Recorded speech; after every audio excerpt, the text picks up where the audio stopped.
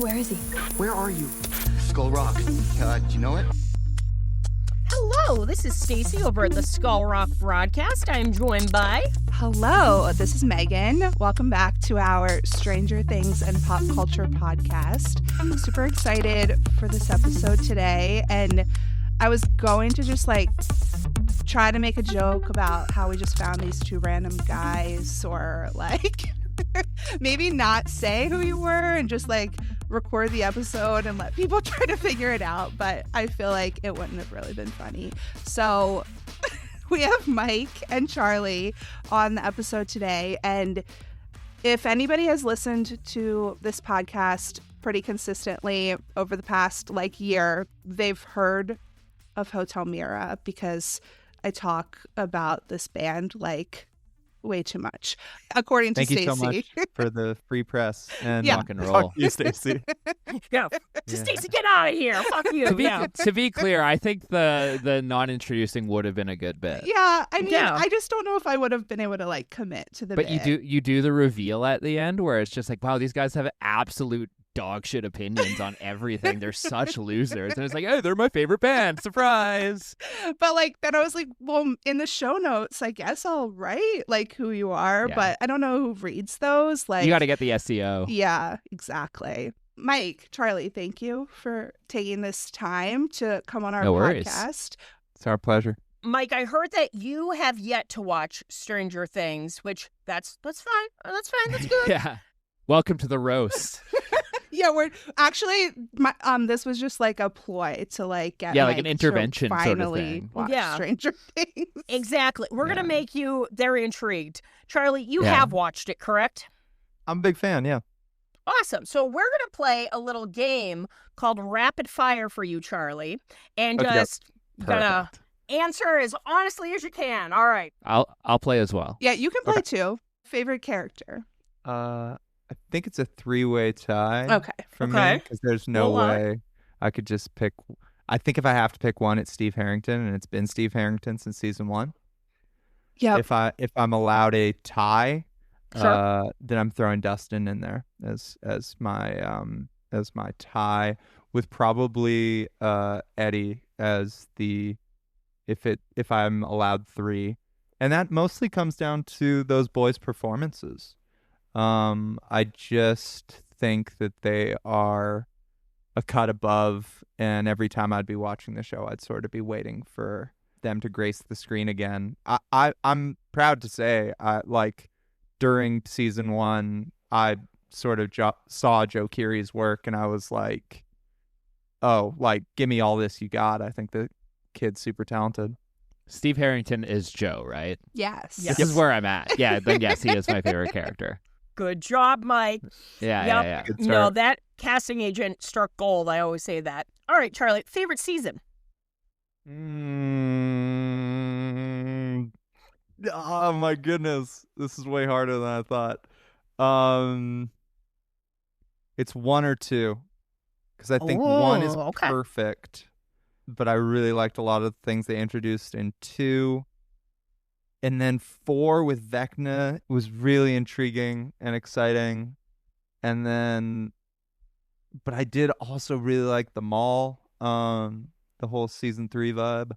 I think 1 is perfect though. So I think it has to, just as a contained thing, because a lot of people point out that if they never had further seasons, it would just be seen as this kind of masterpiece miniseries, and Yeah. I tend to agree. So everything in 1 is pulled off in such a way, because obviously they had this really amazing story to tell, and then they were given the opportunity to expand it in different directions, and that it did what TV shows do after that, Mhm. which is gonna have hiccups, but be entertaining and cool, and expand the world. Yeah, I have no one-liner on that one. That was Next the question. A one-liner in itself. Exactly. Yeah. Favorite villain? Or Monster. Joe's first record. Yeah. 2020 is so good. What are you talking about?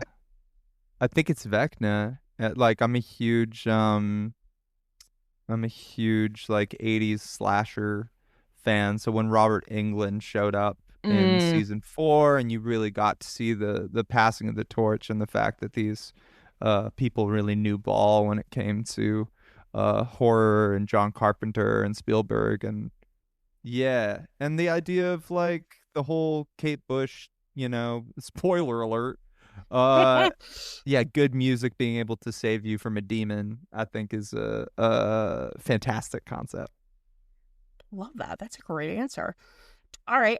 Favorite friendship on the show? Dustin and Steve. Good job. Favorite moments, and I told Stacey this was too broad, but I think I have a couple. I mean, Okay. I really liked whenever the boys would play Dungeons and Dragons, that was written and performed in such a way that was just so pure and cool. It really reminded me of being a kid.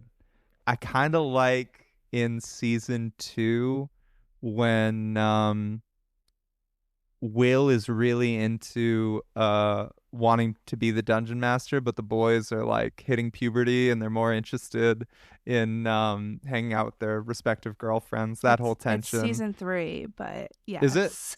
Okay, Yeah. season 3. Feels like an unrealistic concept. When he has like he breaks out like the Will the Wise outfit and everything. Yeah. Okay, well, I'm a fake fan clearly. No. What else is cool? Stacey gets really mad when I correct her about things. So. Whatever scene had Master of Puppets in it was my Oh, that was favorite cool. scene. Oh, yeah. yeah. Season 4. Yeah. Yeah, I mean, honestly, when Chrissy and Eddie are just on the picnic bench talking about their sort of misconnections because they come from different worlds. I think I rewatched that scene a bunch of times just because of how good their chemistry was. I love that so much. Favorite moment, the Eggos at the end of season 1. I it's a really loved cool way that. to Yeah. sorta- yeah. And then yeah, that's what's coming to mind right now. Thank you. All bangers. They were Love all it. great answers. Oh, and when Dustin and Steve in season 2 are laying out traps on the train tracks and talking about girls. Yeah. So good. Oh, all good ones. Man, I love it. Did you I know, like Ball. Did you like season 5? That's a really complicated question. It sure is, Charlie. I think that there is with the finale in particular, I think that there is a good 40-minute episode of Stranger Things that wraps everything up that is hidden in whatever that was. And then I think before that, I still think the good kind of outweighed the bad. There was always something that made me want to keep watching. As much as I'd have my gripes, but a lot of my problems were sort of like the comic book guy from The Simpsons being like, they'd never do that, and it's like, who gives a shit? Yeah. Yep. Agreed. I don't know if Stacey agrees with you, but I do. Yeah. Mike, I didn't tell Stacey your Stranger Things story, so do you want to tell her? Oh yeah, I mean, like, it's pretty Stranger Things adjacent. Like, obviously, Finn Wolfhard is like a member of the Vancouver music scene. Yeah. Years and years ago, there's this band in Vancouver called Facts, as in like fun fact. I loved them. They were like kind of like an indie synthy band, but they had 2 singers, and one of them sounded like the tallest man on earth, and the other one sounded like Tom York. But they're like unsearchable because their SEO, like their name is Facts. They have one music video, and it's like it's kind of like the childhood version of like themselves, and it's just like past and present sort of vibe.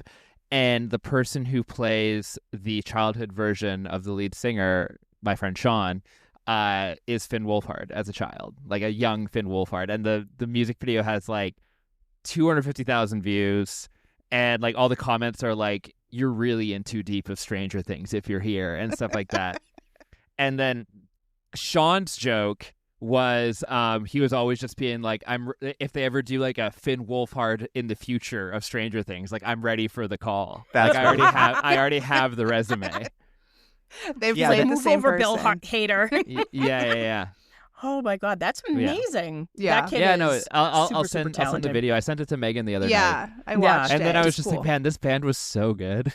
It was a good song. Pup did the same thing. Pup has a young Finn playing Steph Babcock. Okay, and do you know what? Another fun fact about that Pup video? Hit me. Do you know who was the assistant cinematographer on it? I can't remember. My brother, Stephen Noble. Oh yeah, that's Yeah. true. Look That's at that. wonderful. I forgot about that. Yeah, That's Wow. fun. what a time. Yeah, shout out to Finn. Yeah, he's cool. Yeah. I saw him. I told Mike I saw him in Baltimore last year. Yeah, so yeah. that was fun. Nice. Wicked talented. I love that he's doing the music thing and like he's even directed and wrote a movie. I'm like, you go. I need to see it. Yeah. Yeah, it looks good. It's Yeah. fun. Yeah. Did you see it, Do you think Stacey? if Joe directed and wrote a movie, it would be better? Yep. Yes, absolutely. It would be a masterpiece. So we're gonna talk about movies because we had to like talk about Stranger Things for a couple minutes because We this can talk is a about Stranger Things. I can riff. No, it's okay. That's what There's that Sims expansion pack. that's the plan. We're gonna Talk about focus on that. movies. But my question before we start is, do you two feel like you have like similar taste in movies or different taste in movies? So I'll answer this. Okay. The answer is yes. Charlie just watches way more than I do. Okay, well that's Love me and that. Stacey. I feel like too. I don't think we've ever disagreed on something being good or bad. It's just that I just haven't seen a lot of things. But I watch enough. Yeah. I love that. Do you agree I with love that answer, Charlie? Yeah, there are times when I'll be talking about a movie or a TV show and Mike will sort of like blow my mind by like quoting it back to me, and I'll sort of be like, "Oh, I didn't know you were into that too." Like my downtime activity is like playing video games. Like I can talk ball about video games forever. So because of like how in that world I am, I think there is a rightful assumption that I'm just like not watching TV or movies, and also I just haven't started The Sopranos, so that just really drives that home. The rest of the band Um, is like really referential to Sopranos, and love that. Has Clark watched it? absolutely, yeah. Okay. Yeah, so that's Get that- on that, Mike. that's sort of how it came up, is like I'd only have Cole to talk about it with for a while, and then Clark watched binged it. over a year or something, and Yeah. so yeah. I'll get on it. I'll Stacey, figure you've it seen out. it, Good. I guess. Oh yeah, I I'm haven't Italian. seen Of course it. I have. Mike, It's we gotta so watch it, I good. guess. So I literally quote it all the time, like Chris's intervention when he's like, "Yeah, your head was in the toilet, and then your hair was hanging in the toilet water, and that's all I could see." And then how upset Tony is about the pet getting rolled over on. He's like, "What's the matter with you?" I'm like, that'd be me at the intervention, being like, "You smothered your dog." Like, it's just that there's so many graphic, horrible moments, but there's so many great comedic moments. It's legendary. It does like I think Donald Glover was explaining this recently. Like, it is not only the best, crime show ever, but it kind of winds up being the best family show and the best Yep. comedy and the best drama and the best violence. Like, it really doesn't put a foot wrong. Like, your example like really shines a light on the fact that like Tony Soprano he's a monster, and he's one of the most relatable characters that's ever been on television Yeah. because of how nuanced they made him. All of his panic attacks right away. I'm like, I would have ducks too. And I'm like, you can't help but like relate, even though, like you said, he's this monster guy killing people. He's this boss. But I think that's Women. the most relatable thing, But it was lightning in a bottle. It was back when HBO was really good. It's also just like, well, that's a hot take. we'll touch that. We'll get back to that in a bit. But Spoken it's like also- somebody who didn't watch Heated Rivalry. She did. I She love- loved. him. No, I My- haven't. Yeah, I was Yeah. gonna make a Heated Rivalry connection when you were saying like season 1 is perfect. Like we don't need another season. Yeah. Yeah. I could- yeah. We'll see. I'm excited to see where they go, but they have To a the pretty cottage. thankless job ahead of them. Yeah. Those fans are demented. Yeah. Well, And like They are not letting those boys live. No. Yeah. No. And I love the show, man. But you follow one Heated Rivalry thing and it like your feed just becomes like just people invading those guys' privacy. yeah. It's Oh, like when yeah. you watch one Angine de Poitrine video and now your feed's just all those guys. But I was gonna say in regards to, and they're great for the record. Mhm. I was gonna say in regards to The Sopranos, and we were talking about like the cultural impact and stuff like that. I do love the type of media that like is like you go back and watch it and you're like, oh, that's where everything got their shit from. Yeah. Like my favorite TV series Twin of all Peaks. time is Twin Peaks. Yeah, for And sure. which obviously a huge influence on Stranger Things. Oh, Mike, why haven't you watched Stranger Things? Look, I've been dealing with that question for 10 years now. But There's a simple solution to that problem. I need to send you my tattoos of Kyle MacLachlan that I have. I am the biggest Twin Peaks fan. Oh, Love it. Which we'll did talk. you guys We'll talk. enjoy The Return? I did. I loved it. Charlie? I haven't seen The Return. Oh, so it's literally they just want Lynch do whatever you want, and it's his odyssey, Which and you is get to see it. wonderful. inside of his brain. When they let that guy go hog wild, I'm always on board. Have you watched Exactly. a 7-hour YouTube video about the guy explaining his theory on what Twin Peaks is all about and how No. season 3 loops into it? It's honestly fascinating. But basically, the TLDR is that when they gave David Lynch the green light to make a TV show, obviously famous for his movies, he basically was like, I want to make a show that is just like what everything on TV is right now in this moment, which is why it's like genre bending and like why it's kind of like soap opera-y and like sitcom-y and like just kind of a little bit of everything. And then if you, and it like obviously it's like a 7-hour YouTube video, it goes way deeper than that. But if you apply that concept to season 3 and what his interpretation of modern television when season 3 would being made is like, that is kind of like what season 3 is. And everyone's whole thing about season 3 or The Return not being what people wanted and being like, this is hard to watch. I don't like this. It makes me uncomfortable. There's scenes where nothing happens Posers. and like blah, blah, blah. But if you look at that from the lens of like, this is how David Lynch is interpreting modern television, it actually makes perfect sense. And I love David Lynch. So And the fact that he wanted to draw out that murder mystery for seasons, and it was ABC, I believe. he or never wanted to CBS. answer it. Oh, see, I didn't know that. Yeah. I just know that the network was breathing down heavy, and that's why Yeah. season 2 takes such a turn. I'm And a I'm season 2 like- apologist.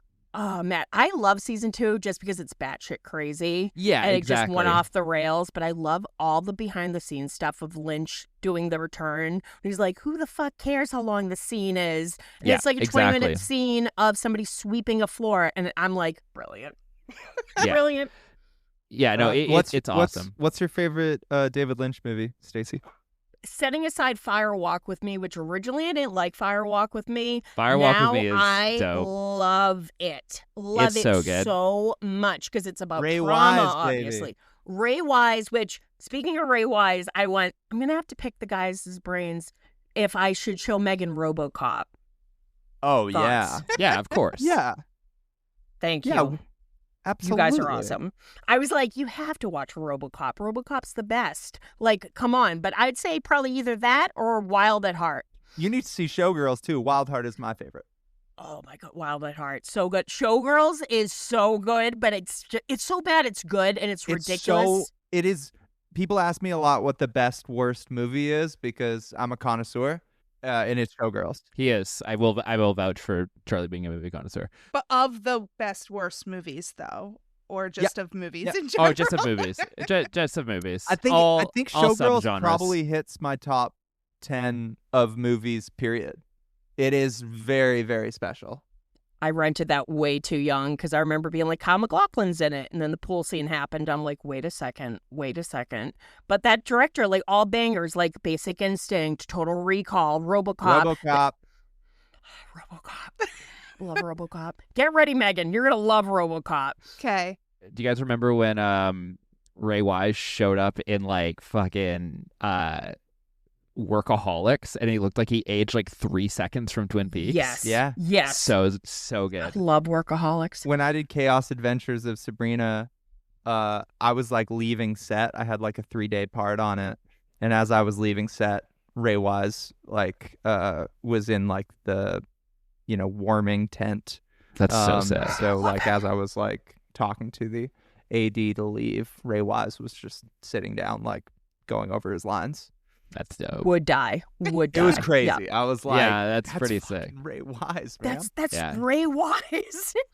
Yeah, no, that's amazing. Have you guys checked out Jennifer Lynch, his daughter's work? No. Really good. Highly recommend the movie Chained. It's amazing. She's a really good director. She did Boxing Helena, which people are kind of menza about in the early 90s. But, I mean, that's kind of hard to live up to. But then again, Sofia Coppola did it. She proved herself, to get out of her father's shadow. I'm a big fan. I actually think that Priscilla is like a super underrated movie. I love that they came out with that. And I'm an Elvis fan, but I like that they were showing her side of the story, that she was just really a child after Elvis came out with all the glitz and glamour and this and that. Her story got to be told. But there's no entry point with the Elvis movie to understand him as anything other than a music video. Exactly. And Priscilla, I love that director, but same. Baz is great. I'm a huge Romeo and Juliet fan, but Priscilla was like, here's a human being who happened to be a bunch of different things. mhm. And I don't know. There's just way more to chew on for me with that story. And then also, I really dug that. That actress is great too. She was in Alien Romulus, and she was so good in it. And even Jacob Elordi did a good job. He was he was able to amazing. shake the accent. He was amazing. But yeah, Wild at Heart, just to go back to it, Nick Cage and Laura Dern as sex symbols. Perfect. Yeah, perfect. Give me all that perfect you got, casting. for Yep, sure. I love that movie. And Nick Cage, I think I grew up in the 90s, so I love Face Off. I love Gone in 60 Seconds. I've seen Gone Face in, Off. yeah, hell yeah. Let's go. Gone in 60 Seconds. Con is Air, like Unreal. Have Come- you seen come Con Air on. Rules? Have you seen Unbearable Weight of Massive Talent? Him and Pedro? Great I haven't movie. yet. How is it? One of the it's a tragedy that movie bombed. It is so funny and so insightful, and maybe my favorite Pedro Pascal performance. I watched it on a Really? movie or on a plane. Charlie and I were flying back from New York on tour, like New York to Vancouver, and I was watching it, and Charlie was saying it brought him joy how much he'd like look over to me and I'd be laughing. And I was like, hell yeah. No, it was a fantastic movie. Yeah. That's one of the best feelings in the world when you recommend a movie Oh, and it my hits. love language, honestly. Mhm. yeah. My love language is like, and that goes both ways. If I recommend something that somebody's like barely paying attention to, I want to die. Yeah. Yeah, there's nothing worse that they go on their phone and I'm like, Yeah, my problem is if we watch it together, Stacy gives me like a whole commentary, like, so I can't really pay attention. we watched The Great Escape and I'm like, did you know? And like, I'm like, this is a 3-hour movie. She's getting a commentary. And then I showed her the first 4 Elm Street movies. So it's me in her ear going, blah, blah, blah, blah, blah, blah. And then she's like, they weren't really that scary. And I'm like, well, you fucking had me cracking jokes every 2 seconds. That was me with the Super Mario Brothers movie. I was watching it with my now The ex-girlfriend. 90s one? No, the recent one. Yeah, the one where Bowser's like wearing a suit. And like every 3 seconds, I was like, did you know this is a reference to like level 3, like act 1? One of my favorite stories of all time in that genre, Mike, is you watching Scott Pilgrim. Oh, let me tell this story. Okay. Love that so movie. I was on a date with someone and we went to go see Scott Pilgrim in theaters. And there's a scene in Scott Pilgrim where it's like the Pac-Man arcade machine, and so they show it's like the party and they show it, and I lean over to my date and I was like, they used to call this they call this Puck-Man in Japan, but over here it's called Pac-Man because they didn't want to people having graffiti on it. And then I was like, hell yeah, like sick fun fact. And then that happened in the movie, and Ramona Flowers was like, yeah, okay, cool. And I was like, all right, I'm a big fucking loser. The character says the exact same thing and the and person plays bass. yeah. My soul would have left my body. They I wrote would have the been like, movie this about isn't Mike. happening. I had a tweet years ago that was like, because I used to play the same bass that Scott Pilgrim played, which was a red Rickenbacker. And then I since have, at the time I moved on to a red Fender Mustang. And I tweeted a picture of me with the Mustang, or me with the Rickenbacker, and then Scott Pilgrim, and then a picture of me at the Mustang and Todd. And I tweeted, you either die Scott Pilgrim or live long enough to see yourself become Todd. Pretty good, I thought. That's awesome. So if you guys had to recommend 3 movies, okay, to anyone, no matter what 3 movies would they be? Ooh, that's a good one. Okay. I would Some kind of monster is probably on there. Hell yeah, dude. It is the documentary about Metallica making the Saint Anger record, So anybody And- would enjoy this. and it is funnier than Spinal Tap. No, it's like Really? I I love Spinal Tap. It's Spinal Tap's sequel, but it was real life. Okay. yeah. Some of the things they say are so embarrassing. And the ultimate punchline at the end is the album that they made is Saint Anger, Yeah. which is like a very bad record. So that movie is really important and special to me. That's a great doc, and you'll laugh your ass off if you've played in even one band. Yeah. It's just hard to explain how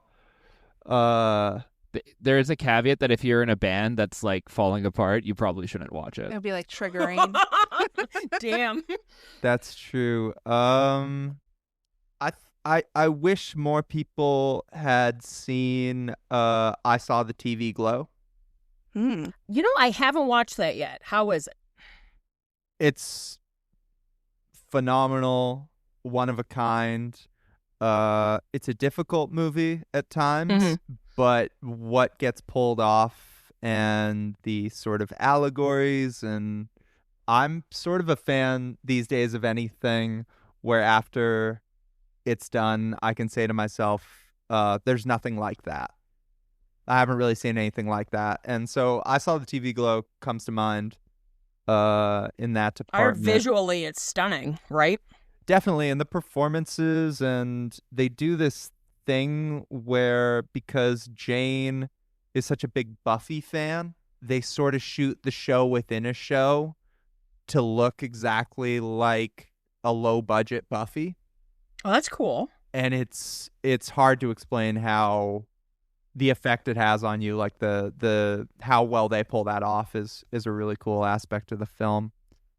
Yeah, this is a hard question. Princess Mononoke. I mean, I think there's something for everyone in that. That's a crazy list. You go next, Mike. Okay. Okay. So and do the right thing, Spike Lee. Oh, honorable mentions. Honorable mentions first. Okay.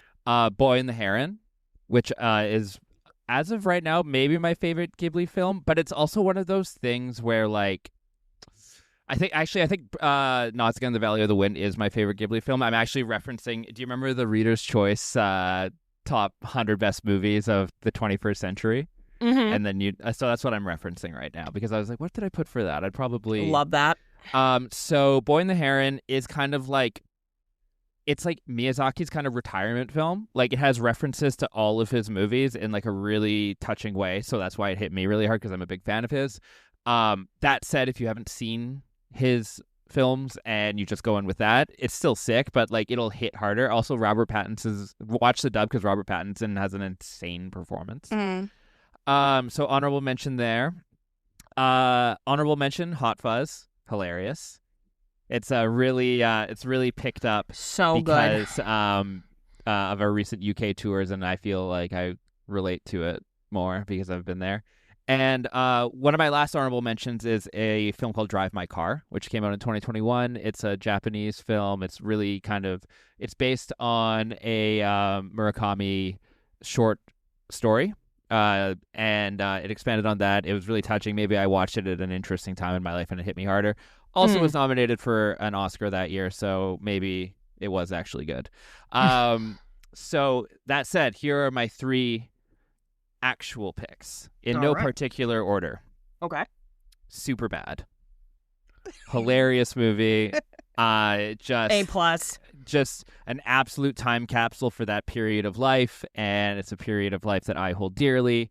And it also kind of related to things that was going on with me at the time, in that I have no follow-up. I was going to say my name is McLovin, but that's not a good joke. Bye. But yes. I told her the time. Yeah, exactly. It's 10:33. It's 10:33. All right. Next one in no particular order. 2019, Parasite. Insane.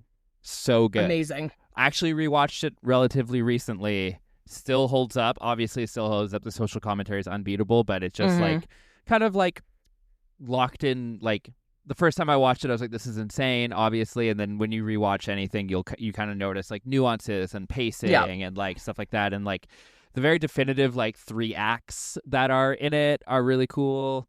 I don't know. It's dope. And my last one is throwing it back to Sofia Coppola. I'm going to go with Lost in Translation.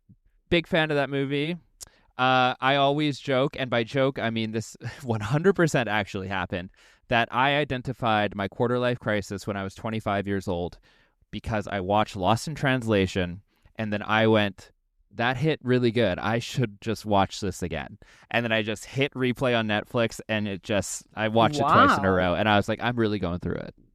But what I kind of love about that story is it sort of means that you identify with Scarlett Johansson's character more than yeah more than Bill Murray. Yeah. Now maybe I identify with Bill Murray now, but I don't know about. Only one about Bob. I relate to him. Two that I want to add. Yeah. Because one is a film I watched recently that I haven't heard too many people talking about, and it floored me. It's called Bob Trevino Likes It. It's John Leguizamo and Barbie Ferreira, and it's just... Oh, I saw the trailer for that. That looked great, actually. It's devastatingly good. Like, it is a heartbreaking, beautiful story, and tiny budget, so you're just hanging out with these characters and just amazing performances and just a really well-written movie. But so that is my pick from a movie you probably haven't seen. And then as far as like another one of those, I've never seen anything like this, masterpieces, Mad Max Fury Road. Yeah. Stacey's a big fan. I won't shut up about that movie. I was like, the year that it was up for the Oscars, all the Australian original filmmakers just swept all the technical awards. That was like one of the most intense theater experiences ever. It's what reminded me why I loved movies so much, because it didn't let up for a single second. Yeah, there's just nothing remotely like it. And a good example is I got home once and I was hanging out with a friend, and it had just come on TV. It was like 15 minutes in, and I was like, oh, this movie's the best. Like, let's watch it. And she's like, okay, what did I miss? And then I like paused it, and then I realized, because of how much of the first 15 minutes just sets up the world in visuals, I was sitting there for like 15 minutes trying to explain to her what has happened in the past 5 minutes. And yeah, so it's just the world building in that movie is unmatched. Did you watch the sequel, Furiosa? I Did you liked watch the that? sequel. I didn't. Yeah, Okay, I did, it was and good. I liked it. Yeah, it's cool. Yeah, I was wondering about that. I love the original trilogy, even with Tina Turner, Thunderdome. But sure. Those original ones, and I love that the same director came back for all of them and did it, and he was able to tell a story. He was like Mad Max 1, Mad Max 2, Mad Max 3, Happy Feet, Mad Max Fury Road. Great reference, because I've always found that so funny when I'm looking at his IMDb. I'm like, Okay. Happy Feet. I saw that one. Gotta love when people show range. Happy Feet is like, don't sleep on Happy Feet. There's some really amazing social messages in that movie. I liked how like some of Mike's, like yours, are kind of like connected to like things that happen to your life. I feel like I'm like that with movies. Like it's just like they're my favorite because I have like this nostalgia about like where I was in the time that I watched them and things like that. But we were wondering what were some of your favorite movies when you were growing up, like your go-to movies that you liked as a kid. Ooh, let's see. Go-to movies as a kid. I mean, like, I think Lion King is probably the first movie I ever saw in theaters. Probably, and like looking back on it, probably the first like instance of learning about like what the concept of death. Yeah. Yeah. Which Yeah. I'm trying to think. Spoiler alert. Yeah, spoiler. Sorry. I'm a teacher, and literally I put it on once at the end of the year, and all the kids went, What happened? What happened to Mufasa?" And I'm like, Ask your mother. never mind. I want to be like, you know what happened to the classroom goldfish? That. So this is stretching the definition of kid, I guess. Yeah. But like when I was in high school, I worked at the local movie theater. And I love that. Oh my God. yeah, so there's like I actually do have like a very, very like if a movie came out in summer 2006, You saw it. I gotcha. Like, don't worry. Devil Wears Prada. We're locked in. Lake House, Keanu Reeves. Apparently, Locked like in. they're making a new Devil Wears Prada. A legacy I heard sequel. about Saw I'll the say. preview. I mean, like as a youth, a young adult, and adolescent, like I was really into like the edgy like Fight Club stuff. I guess like as a kid, Star Wars, like the original trilogy, Star Wars is big for me. very classic. Same. I was gonna bring up that me and some friends, we'd always have like movie nights at my place because I lived closest to the high school that we all went to. We would do like themes for like, and we'd kind of do like kung fu movie weekend or like horror movie weekend, and like so we did like Shaolin Soccer, Kung Fu Hustle, Ip, Perfect. yeah, stuff like that. Kung Fu Hustle was a hit. That's a masterpiece. Fantastic. Yeah. It is. So whenever I think of like movies I watched like as a kid, I kind of like, I know like it's technically not a kid because I was a teenager, but like that's kind of the zone that I go back to because I'm just like mentally being like when I associate my consumption of movies in my youth, it's just like I worked at the theater. I always had my friends over on weekends for these like movie nights and stuff like that. But it's like to definitively answer kids, I watched like a lot like I was big on like the talking dogs, like Homeward Bound and Air Bud. Hell yeah. That's kind of my jam, you know, that sort of thing. I have two younger brothers, so like I feel like I remember all the movies that they were watching all the time more than like movies that I was watching. I feel like I wasn't watching movies, and Homeward Bound was also a big one in my house. Did you ever see All Good Dogs Go to Heaven? Yeah, that's Yes. traumatizing. What's like It is. and like, you know, like all like the actual like traumatizing ones that you see people memeing about, where the dinosaur one and like Oh, Brave Little Land Before Toaster and shit, like Time. Land Before Yeah. Time. That's the one. Oh my God. Yeah, Yeah, Goofy, no. Goofy movie.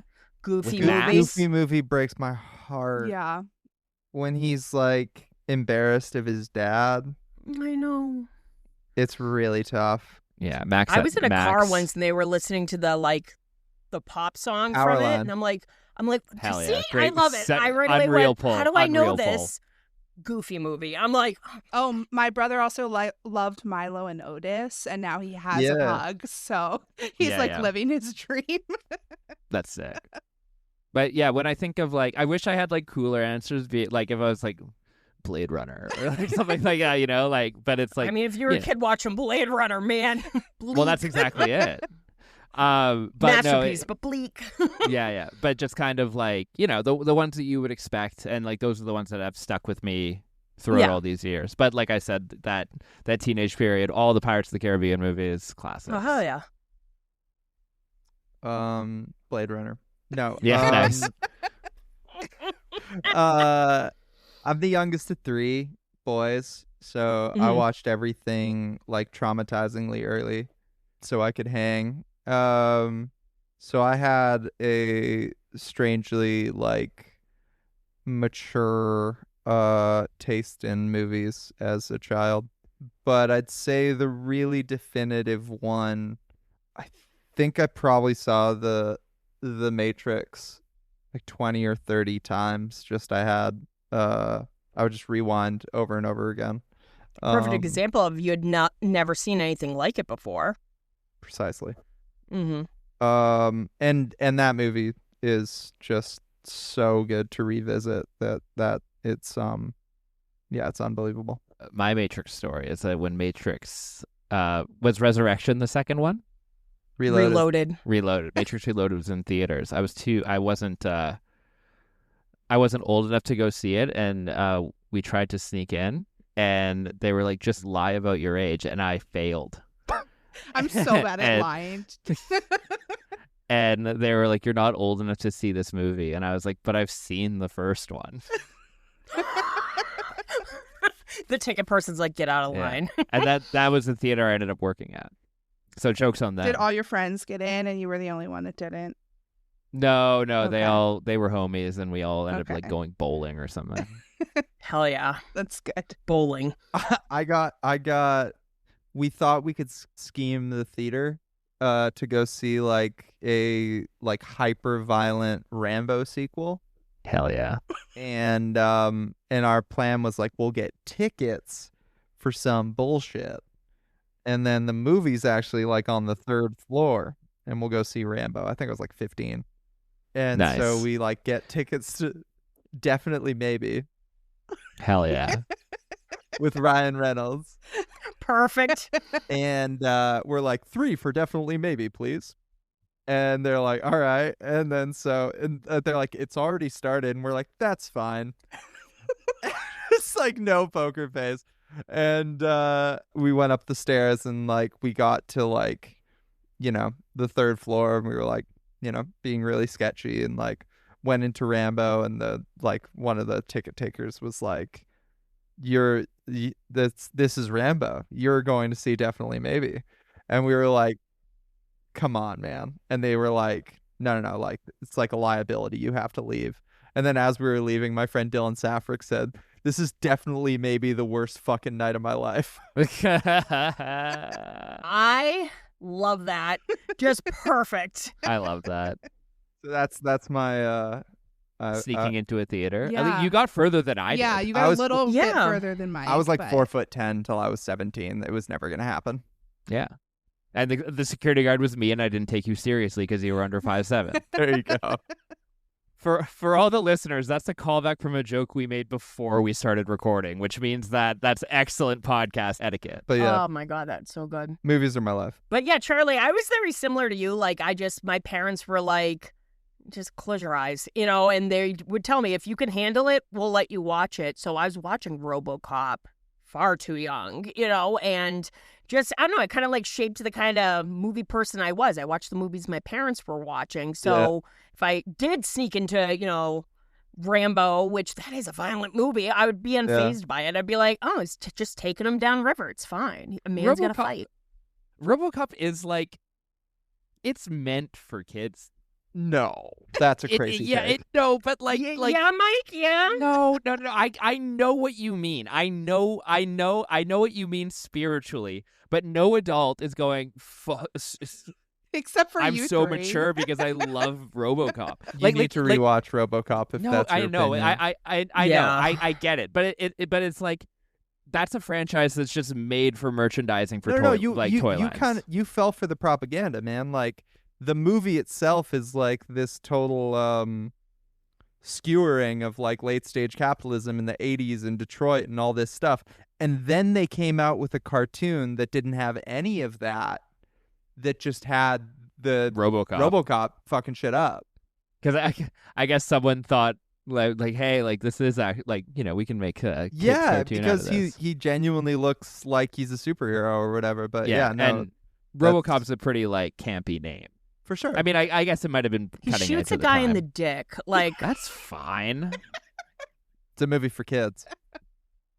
Look, I watched worse when I was a kid. I feel like we kind of had this conversation about like Nightmare on Elm Street. Like, I feel like Freddy Krueger was like very popular with children. Like, I Yeah. don't know. Yeah. Well, it's the classic dilemma. Okay, so I'm gonna loop this into the world of video games here. His victims Be- are children. It's like it's like it's designed to scare a certain demographic. yeah. There's this Yeah. thing in the world of video games when it comes to like advertising and marketing right now, where it's like, for example, you get your Call of Duties, which are advertised towards like, this is for like the mature gamer, like, 30, 35 plus, but the people playing it are children. Like people are buying these games and playing Call of Duty, whereas you get things like Pokemon that's advertised towards kids, but it's people like our age that are the prime consumers of it. And so it's just like this like disconnect where it's like the marketing doesn't represent the consumption, that like the demographics of who's consuming it. Anyways, I'm just trying to paddle upstream on this RoboCop take. Charlie, I think you and Mike need to watch RoboCop, and you can point out each time. Definitely fun for the whole family. It's written by a German who escaped fascism. Okay, it's not a kids movie, but like it's like something that would appeal to children. Like Like he it's wanted like to show the world that America was capable of being Nazis. that sounds like great. like through That- police brutality. That sounds Yeah. like a movie children should watch to learn a lesson. What filmmaker's filmography, all right, do you respect the most? Like just banger after banger. You're Respect just like, is Miyazaki off the top of my head. Obviously, like filmmaker is a different definition because it's all animated. But I think in terms of thoughtful banger after banger, he's also very like, I respect any filmmaker that's really like intentional, and like I also love like if Tarantino wasn't such a fucking freak, I'd really like his mythos of it all. Like where he's just like I love the idea of him being like, I'm gonna do like, I have this many movies in me, I'm gonna make them all, and like here's them start to finish. Like everything about him I do enjoy, except for all like the stuff that obviously I don't. Yeah. I love him waiting on that 10th film, but he's just going to learn to shut his pie hole sometimes. Like, if you got Fiona Apple to quit cocaine because you were so insufferable, you're pretty bad. But agree. Yeah. So after watching Send Help, Sam Raimi comes to mind. Oh yeah. Charlie, blessings. I am She's a big such fan. a big fan of Army of Darkness in particular. Mhm. But all his movies, when you think about the fact, like, how bananas an idea it was to hand him the reins for the Spider-Man movies and how good he did them. Drag Me to Hell, Evil Dead, Quick and the Dead. Sam Raimi's very, very special to me. His blend of horror and comedy is like pretty unmatched. John Carpenter, Yeah. Oh, John Carpenter. also very special to me. What's your favorite John Carpenter movie? Besides Halloween The Thing. and The Thing. Oh, I knew you were going to pick The Thing. The Thing is honestly a perfect The movie. Thing is probably my favorite horror movie, period. Mm-hmm. It's up there for me. I probably, gun to my head is that Thing's one of those ones like referencing earlier, where it's just like, oh, this is where everything got their shit from. Yeah. Like it's like very influential. It's influential to Stranger Things too, Mike. Big time. Yeah. So is Twin Peaks. I know. Mike, why haven't you watched Stranger Things? I'm just kidding. Paul Thomas Anderson Yeah. is responsible for a lot of really good movies. Spielberg. I'm gonna throw Bong Joon-ho into this. Absolutely. As well. Yeah. Yeah. I haven't seen like there's a number of movies I still haven't seen. Mickey 17. I really want to. Oh, it's great. But everything Okja- everything good. else. Okja's Okja- really fun too. I like his Okja's English good. Yeah. English speaking And movies. I watched Snowpiercer with Charlie, and it was great. Hell yeah. Pre TV show. So, oh man, I think I would probably say the first 4 Taika Waititi movies are really special to me. Yes. God, I don't know, man. I'm such a. I'll probably come up with like 8 or 10 better answers once this is over, but those guys all come to mind. I love Taika Waititi, especially Boy, which is so good. Boy is my favorite by a landslide. But Yeah. then Hunt for the Wilder People is really cool. I love that movie. What We Do in the Shadows, Eagle vs. Shark. Mm-hmm. And then Jojo Rabbit's really beautiful as well. It was. And I liked that he played the role of Hitler, It's and great. he's like, well, this is the ultimate fuck you, that somebody of my background is playing him, heartbreaking, but really well done. Yeah, Yeah. an indigenous Jewish person playing Hitler was, it was, I don't know. I really like that movie. So good. I've only seen Jojo Rabbit of his, but I was really ready for Thor Ragnarok to be said in that It's list in good. there. Thor Ragnarok's good. I haven't seen Love and It's Thunder. one of the more decent ones, definitely. I'm not a huge Marvel girly, Me but neither. No, I'm not a big Marvel. Like, I treat Marvel movies just like I would treat any movie, in the sense of it's just like, I feel like just Scorsese was exist. right when he was like, they're just like amusement park rides. Like, yeah, can totally. Can I add Martin Scorsese to my filmography? what's your question? favorite from him? Oh my God. I think I saw The Departed like 50 times as a kid. That's a really special movie to me. Departed's, yeah. Aviator. Represent. Aviator's really cool. I really like his run with Leo. But man, I really loved Killers of the Flower Moon. That was really cool. It was awesome, yeah. Shout out my radio school classmate in Killers of the Flower Moon. Big time. Really? Yeah, she played the opposite Jason Isbell. I can't remember her character name for the life of me. Raging Bull is obviously like one of the best performances of all time. Goodfellas is Yeah. insane. Taxi Driver. Did you see that they're remaking Cape Fear again? I did see that with my boy Javier. Bardem. Such good casting. I'm into it, and I'm sure it'll be fun. Mm. I'm having the most like the Mandela effect, where you just like thought something your entire life and it's just wrong. I just for some reason I thought Heat was Scorsese. No, Michael Mann. Michael Mann. Yeah. No, I'm learning this right now as I look through the Wikipedia. I get why, because it's De Niro. Yeah, it's Yeah. De Niro. It was Very at the well height loved. of their, yeah. Yeah, it's like Departed coded in a way, Yeah. Dude, Yeah, Heat, anyways. Heat. Me and Cole watched Heat together this year. It was Yeah, a blind I watched- spot for me. I watched You like were the there. first half of it. Yeah. Oh, yeah. I had a friend. Love Heat. This is like summer 2013, 2014. I had a friend whose like goal was to watch all of the IMDb top 100, Nice. and I joined him for a bunch of it. A lot of it was very bizarre, but like the one takeaway from it is that that's when I saw Heat for the first time, and I was like, oh yeah, this is legit. And then like like school started and like whatever. And then I checked back in. I was like, how's the top 100 going? And he was like, dude, no one tells me it no one told me it changes. Like he thought it was just like a locked Damn. list. And I was like, no, it's like obviously it's just like moving because it's just ranked by IMDb. That's so funny. It's like, Yeah. if you miss one, you have to go back to the beginning. Yeah, exactly. But I think he got it. I think eventually at some point he was like, as of right now, I've watched every movie that is currently in the top 100. Was Heat on that list? Yeah, it was. I think it was top the 10. cast alone, like, amazing. When Val Kilmer passed away, obviously, One Love, Tombstone, but his performance in Heat, and then at the very end, if you know, with Moby playing, I'm like, oh, Michael Mann. But you're so right that him and Tombstone is even kind of better. He was robbed not being nominated, not that that's important, but just he will forever be Doc Holliday. Like, and that, again, look at the cast. Mhm. I'm honestly throwing Michael Mann into the hat of this. It's one of those Manhunter, like that's dude, a great Miami movie. Vice, Collateral, Ali. yeah. Ali, Collateral. Collateral's- I forgot about that. Yeah, me and Cole, I think, did a Collateral like a couple days before we did Heat. Oh, and you were like, do you want to just watch a better version of this? Dude, no, dude, rewatch Collateral. It's so sick. That movie aged like wine. Yep. Crazy, short, but yeah. 5'3", Tom Cruise. Yeah.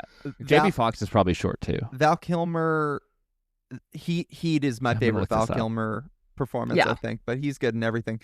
Like, up till the end, too. Like, I don't know if you saw, like, that he could be really funny as well. Like, he's the bad guy in MacGruber. Love yeah. MacGruber. Love that was- that movie. Me too. Will Forte is so special to me.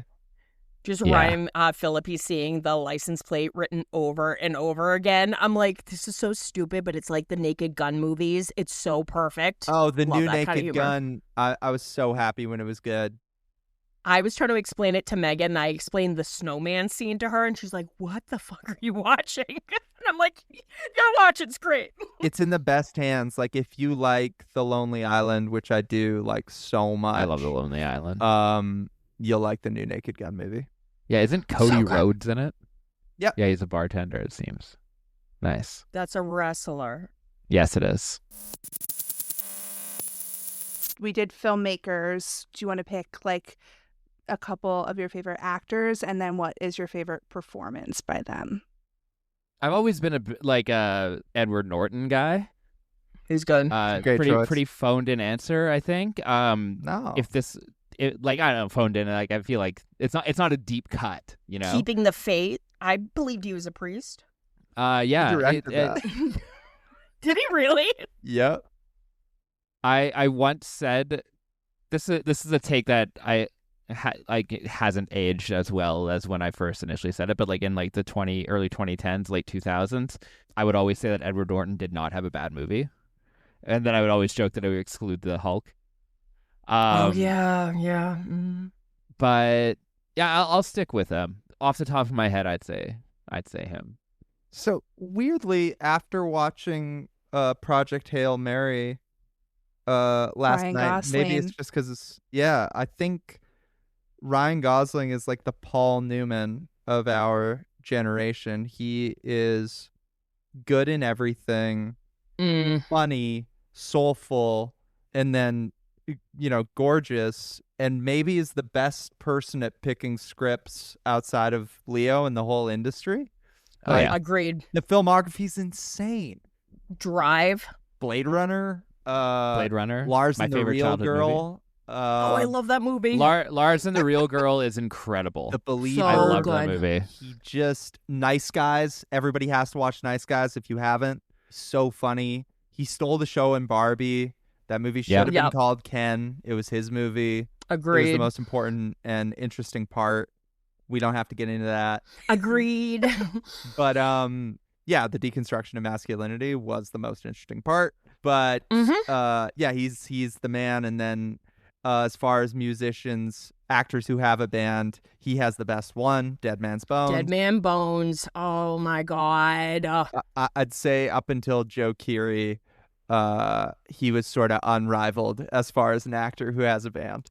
I would agree. I'm just going through Edward Norton's filmography because I was just like, Rounders. I for sure made this that hot take before Sausage Party came out. But I will. Why did we talk about that? no. I We were will- doing our 2016 episode. I will say, going back to filmmakers that you respect everything about them, Wes Anderson is on that for me. Yeah, he's special. And going back to the actors, and like, I know this might be a hot button take with the news, but like, I've loved everything I've seen Timothée Chalamet in. Yeah, Like, he's I great. do genuinely think he's great, and like, he's getting a lot of unfair flack for this ballet take. Random personally. comment that he made. Yeah. No, have you seen that meme where it's like the 2-panel, and it's like the meme format is the guy, like it's like a politician addressing a crowd and everyone has their hands up, and like, like the normal format is like, who wants to have money? Everyone has their hands up, and then it's like, who wants to go to work? Everyone has their hands down.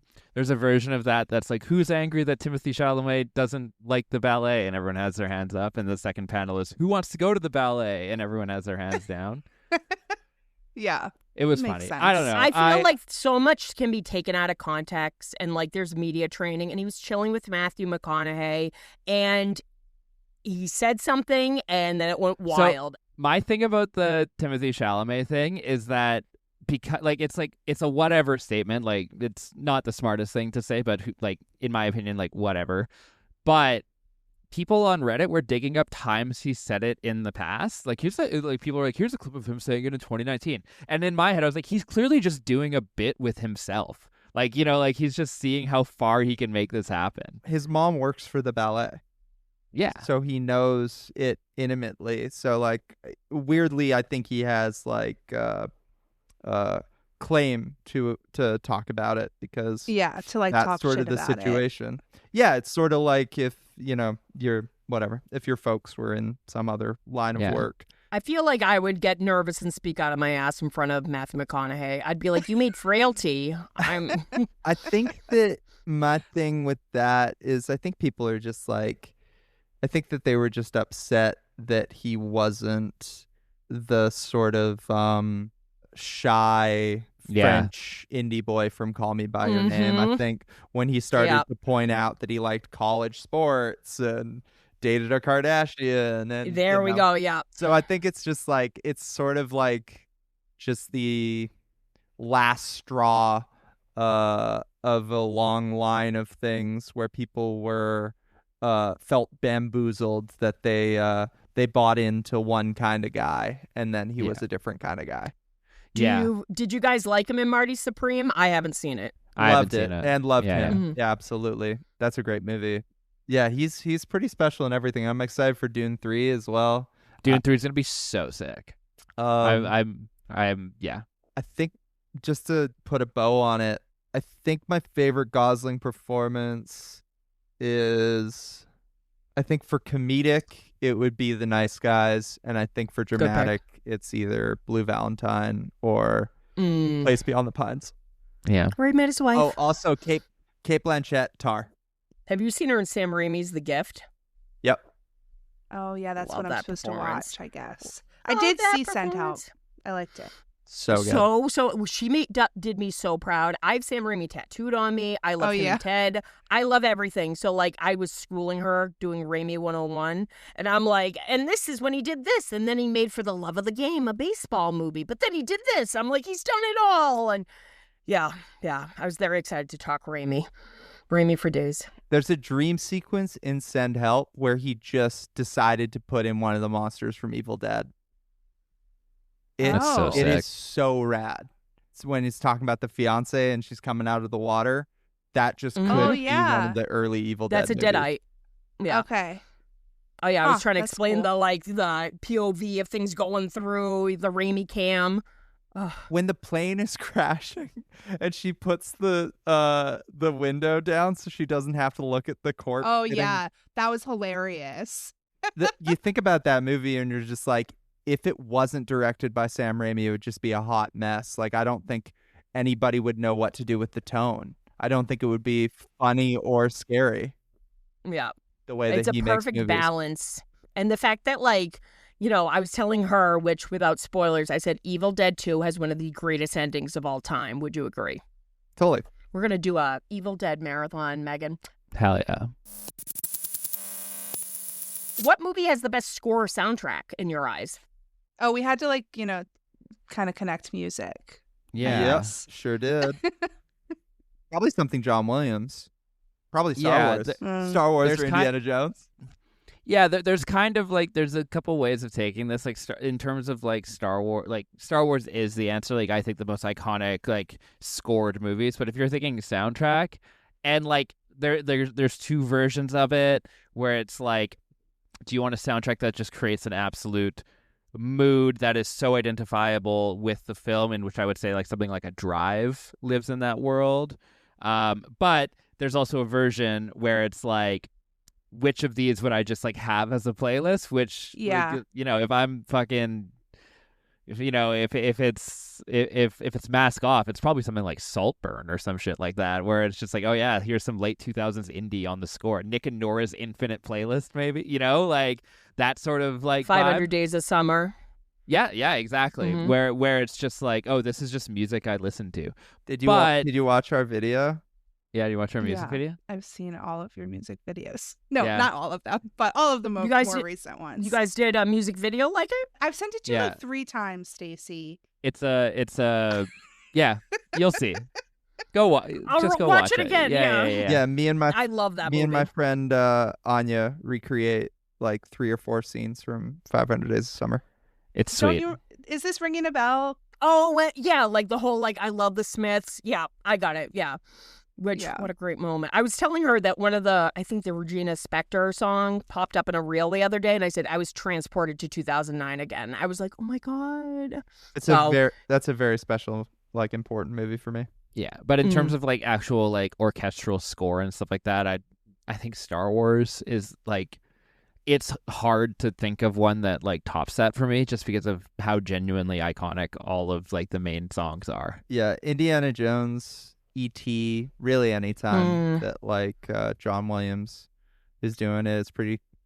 Ennio Morricone though as well, like with All like, the westerns, yeah. yeah, Good, the Bad, and the Ugly. John Carpenter on all his movies, you can't really imagine anything other than. I want to see him live. I remember when he did that tour briefly with Cody, his son. I was like, he's just playing all his themes. This is awesome. So sick. Do you remember when Hans Zimmer played Coachella? Yeah. He was like shirtless and had like No. crazy Jack Skellington tattoos and shit like that. Oh, It that was Danny nuts. Elfman. You're thinking of two Yeah, different that's what. people. Yeah. I am. Danny Danny Elfman was Elfman. jacked. Danny Elfman is jacked with tattoos, but Hans Yeah. Zimmer did play Coachella. So it's sort of. It would be so funny if Hans Zimmer was jacked with tattoos, though. Could you imagine? Yeah, He'd be too powerful. he would be. Doesn't Trent, what's his name from Nine Inch Reznor? Nails? He does. Yeah, He's won an Oscar, and the right? and the Social Network is up there for my favorite movies. Yeah, Yeah, Social Network is great. We He's watched that great at it. in Calgary. We watched that. and then Needle Drop kind of wise again, like Marie Antoinette, Sofia Coppola. Those are some great songs. Wes Anderson's really good with needle drops. So is Tarantino. Oh, Scorsese's really good at them too. Oh, yeah. But I think Indiana Jones or Star Wars or something. John Williams, Jaws maybe. Yeah. Stacey's Perfection. favorite as well. Oh, one of my all-time favorite movies. I remember once, and I love listening to movie scores. One time I was driving someone to the airport and I had the Jurassic Park soundtrack. Yeah. So I felt like we were going into the park and they're like, is this what you really listen to? And I'm like, yeah, like, hell yeah, we're going to go see some dinosaurs. And Hell yeah. That's not what really I the wanted to thing listen say. to when I was driving around Oahu, like in Hawaii. I just wanted to put on the Jurassic Park Yeah. soundtrack. It's natural. my dad is the same way. He listens. He's a big fan of movie scores as sort of daily listening. Actually, super underrated soundtrack. Anchorman, The Legend of Ron Burgundy. that is Oh, true. Yeah. There's some Isley Brothers and Hall and Oates, and Yeah. it's very good. Perfect time capsule for the time. The Baz Mhm. Luhrmann Romeo and Juliet movie that we referenced Oh earlier is yeah, a great that's soundtrack my as well. favorite. I feel like that was soundtrack, I everyone's think. one of their first CDs they ever owned because that was hit after hit after hit. I think Mine was think I Aaron's had it. Party by Aaron Carter, so that is not true. Stacey, do you remember what my favorite movie soundtrack is? Now and then. Now and Then soundtrack. It has some good 60s songs in it, It's really good. Mine's Hell like yeah. Jackie Daydream Brown. Believer. Oh, that's a good one. That's a feel-good soundtrack, Like Return of the Living Dead, I feel, was perfect at capturing the mood, all the punk songs Totally. from the 80s. That's a good soundtrack. I feel like you've talked about this a few times throughout the episode, but we were going to ask you guys spend a lot of time together and you're on the road. Do you watch movies and TV? And I feel like you've mentioned it 5 times already. So I guess the answer is yes. We do, but there's a nuance to that question. So usually, I think if we're doing an Airbnb, we'll kind of all huddle around a central TV, and recently in the UK, we'll just binge Kitchen Nightmares, for example. But the way if we get hotels, we get 2 rooms each. Not 2 rooms each, sorry, 2 rooms for 4 people. Yeah, you all have your own suite. Yeah, we're not making any money, and we have no idea why. We just get 2 hotel rooms per person. But it's always separated between Charlie and Cole in one room and me and Clark in the other. And that's just because I feel our late night habits are different. Align. Yeah. Yeah, exactly. So I remember there was this one time we were sharing this very bizarre hotel room in New York City. We were playing a festival called New Colossus, and it was me, Charlie, and Clark in the room at the time. Charlie was like, "Hey, I'm just gonna put on a movie. What do you guys want to watch?" And naturally, we landed on Crossroads, the Britney Spears movie, and So good. and then Cole was he was staying somewhere else, and so me and Clark were like, "Oh, sick movie," and it kind of was like we started at 11:30, and like me and Clark were like, it was pretty late to start a movie, and then like it wrapped around like 1:30.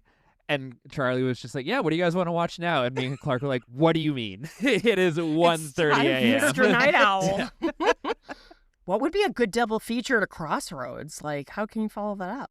Yeah, I mean, Oh, man. it's true. Crossroads was great. He has though. ideas. I'd never seen I'm it. sure. Like maybe It is a good maybe movie. glitter.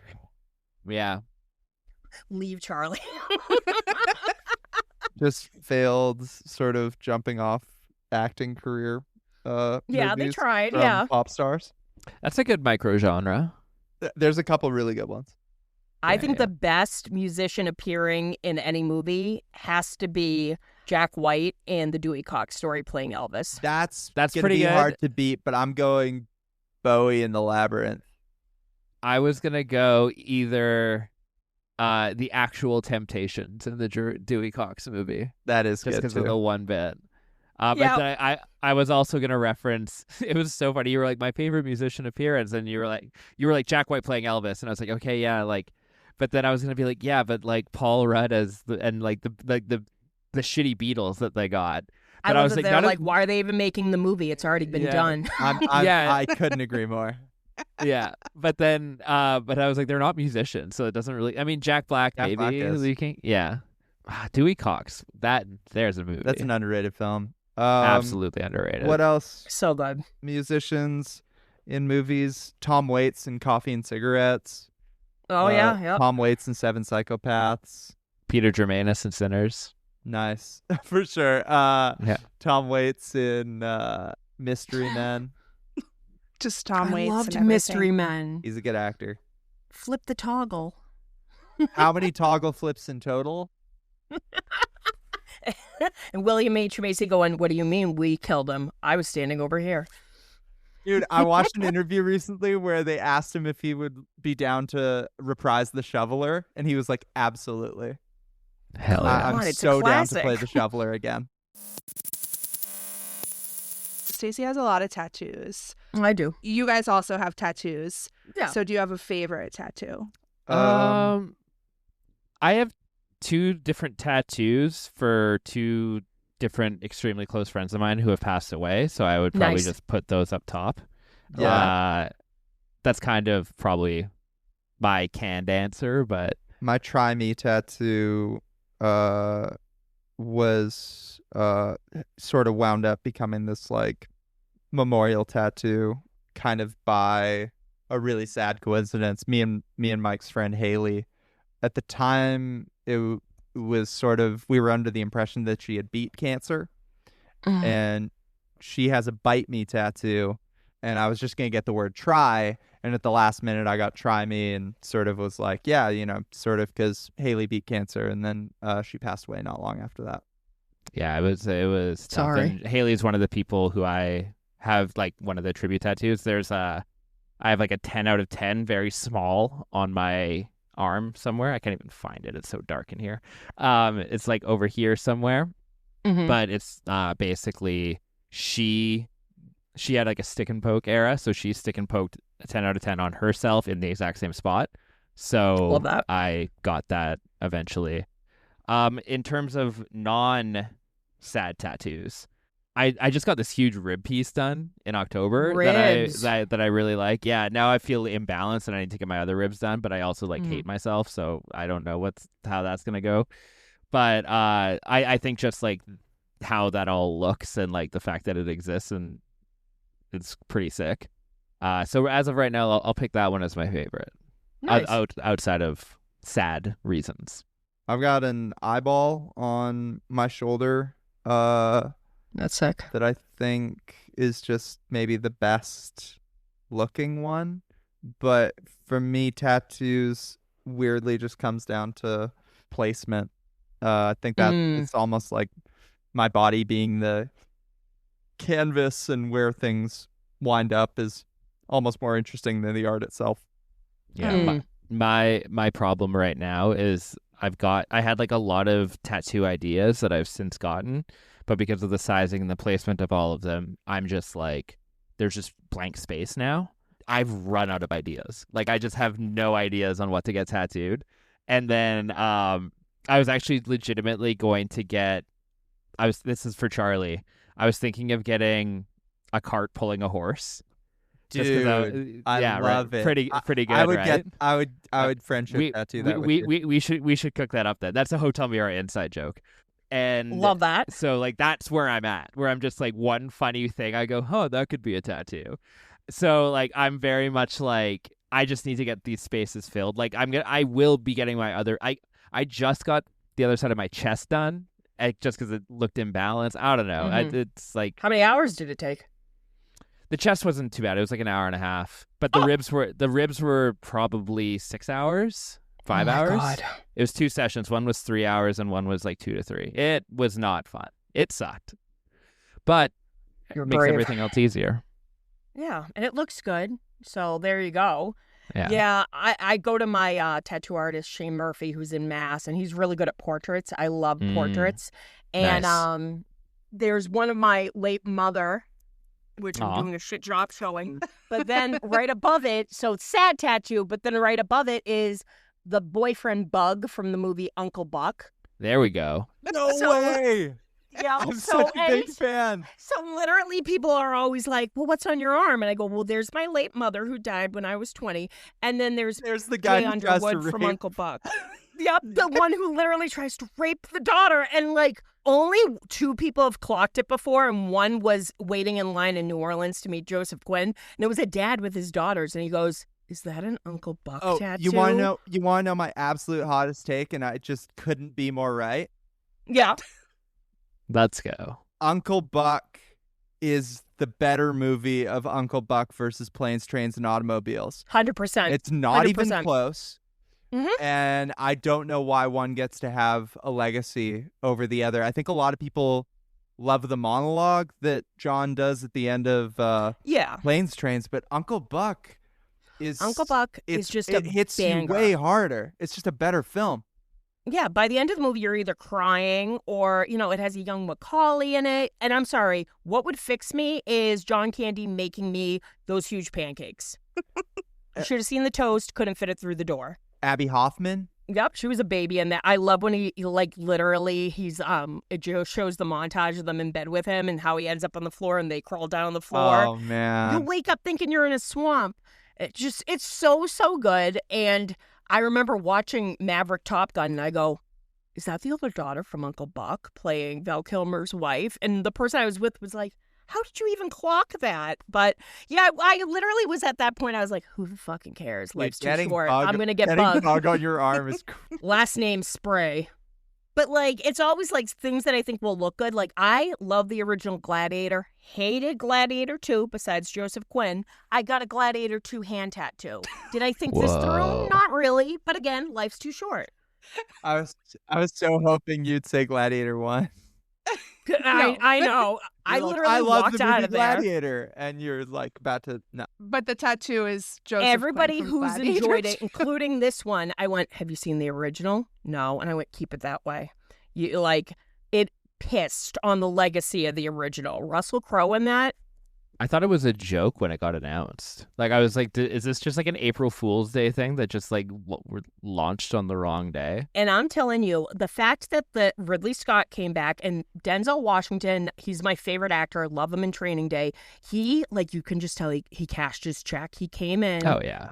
No accent, just didn't give a flying fuck. And just, it was so poorly written. And like, I don't know, the sharks and like the baboons. And it was a lot. It I was didn't catch overstimulated. it. I just wasn't really interested. Yeah. Yeah, it was I not loved the good. first Gladiator, and it was one of those things where I was just like, this very, very clearly does It's not a need a movie sequel. Yeah. that doesn't need a sequel. Yeah. And Joaquin is so good in that first Yeah, one he's that I was great. kind of like, if somebody's just gonna show up and sort of do a Joaquin impression, I'm not too interested. Yeah. Love you, Joseph Quinn, but you're no Joaquin. And I have loved Joaquin since Signs. So Yeah. that was a great theater. Like, Great M. movie. Night, like, back when he was really great, he was What do you always mean so much back fun to see when? his movies. Yeah, I'm with Mike. That guy never fell off. You guys liked, Dog. what was it, Glass? Tell me I you didn't like see Glass because it was insulting. as an Unbreakable fan. I was like, no. I was telling Megan I went in theaters to see Split, and I swear to God I was the only person in a packed theater that had seen Unbreakable and liked it. So when it showed Bruce Willis, I went, let's fucking go! Yeah, that was such a wonderful, this guy still got his fastball moment. I mean, twist. I completely unironically loved Lady in the Water. So did I. Yeah. No, I absolutely fuck with Lady in the Water. Yeah, it's great. Underrated. The plot twist where it's like the bee. We the bee both cast. should have just said M. Night Shyamalan when they asked exactly. about our Coordinate. favorite filmmaker. You're like, best movie, Lady in the Water. Yeah, fuck. Did you guys like The Village? Paul Giamatti. I loved The Village. I loved The Village. We talked about The Village on an episode once. I think The Village was a perfect concept, and if anyone is poking holes in it, they're just like absolute comic book guys. Like, yeah, sure, there were no planes that flew over top, and yeah, sure, it's like kind of unbelievable that this like middle of nowhere village talked to the local airports to make sure that didn't happen. But who fucking cares? It was dope. What was his name? William Hurt, who plays the dad in that. Yeah. His powerful speech to the elders at the end, I'm like, oh my God, I'm moved. Send blind Bryce Dallas Howard out there. Go, girl, go. Adrian Brody, too. That's a great movie.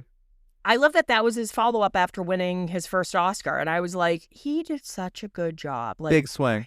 Was that the movie he was promoting when he did the Rasta thing? It might have been. Yeah, I think that matches with the timeline.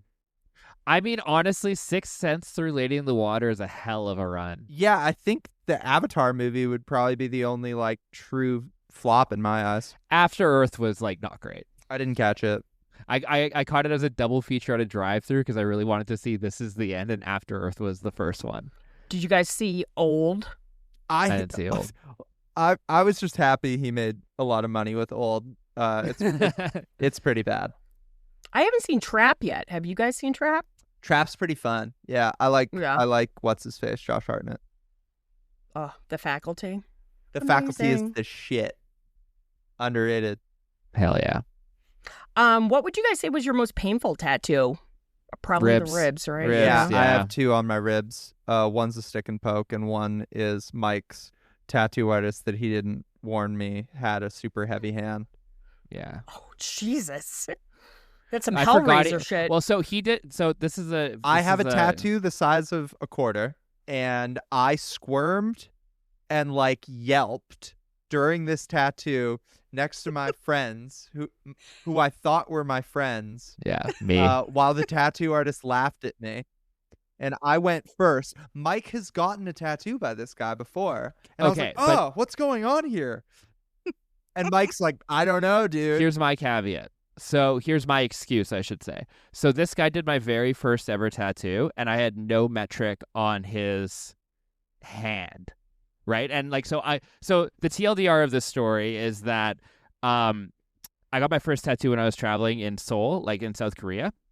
And so I sought out a tattoo artist, and it was this guy, and he happened to be tattooing at a guest spot after our New York show. So literally, this like the New York shows are everywhere. This is like a day before I watched The Unbearable Weight of Massive Talent on the plane, and Flying so I home was with like, our new tattoos. yeah, exactly. So I basically was like, oh, dude, like my friend Ryu is in New York doing a guest spot. We should get zapped by him because, end of tour tattoos.